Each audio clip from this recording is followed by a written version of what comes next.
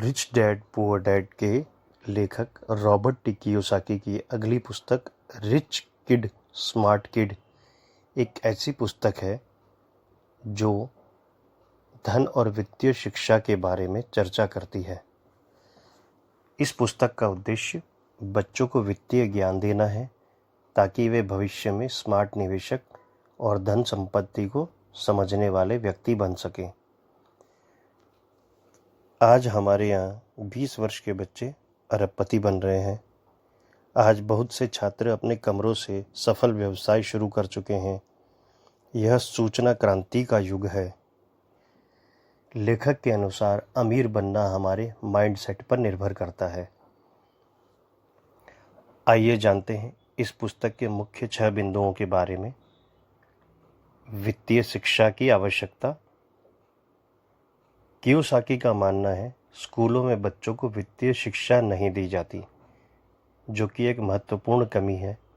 यह विषय स्कूलों में होना चाहिए। वे बच्चों को वित्तीय शिक्षा देने की आवश्यकता पर जोर देते हैं ताकि बच्चे आर्थिक रूप से स्वतंत्र बन सकें। दूसरा, समय के साथ पैसे की समझ। कियोसाकी समय के साथ पैसे के मूल्य की समझ की महत्ता पर प्रकाश डालते हुए कहते हैं कि पैसे कमाना कैसे है, उसके साथ साथ यह भी सीखना ज़रूरी है कि उसे सही तरीके से निवेश कैसे करना है ताकि समय के साथ धन का मूल्य बढ़े। तीसरा पॉइंट, पैसों के लिए काम करने की बजाय पैसों को काम करने दें। कियोसाकी का मानना है कि बच्चों को यह समझाना चाहिए कि उन्हें हमेशा नौकरी करने के लिए नहीं, बल्कि अपने पैसों को काम पे लगाना चाहिए ताकि पैसे से पैसा खींचा जा सके। चौथा पॉइंट, आर्थिक अवसरों की पहचान। वे बच्चों को आर्थिक अवसरों की पहचान करना सिखाते हैं और निवेश के विभिन्न रूपों की जानकारी देते हैं। पांचवा पॉइंट, धन का सही प्रबंधन।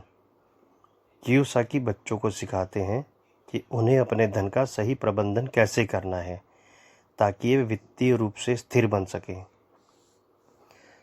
छठा पॉइंट, वित्तीय जोखिम प्रबंधन। पुस्तक में वित्तीय जोखिमों को प्रबंधित करने के तरीकों की चर्चा की गई है ताकि बच्चे समझ सकें कैसे सही जोखिम लेने से आर्थिक सफलता प्राप्त की जा सकती है। वे 3 प्रकार की वित्तीय यात्रा की बात करते हैं। भोजन की मेज पर वित्तीय यात्रा। अपने बच्चों को पैसों के बारे में बात करने के लिए प्रोत्साहित करें।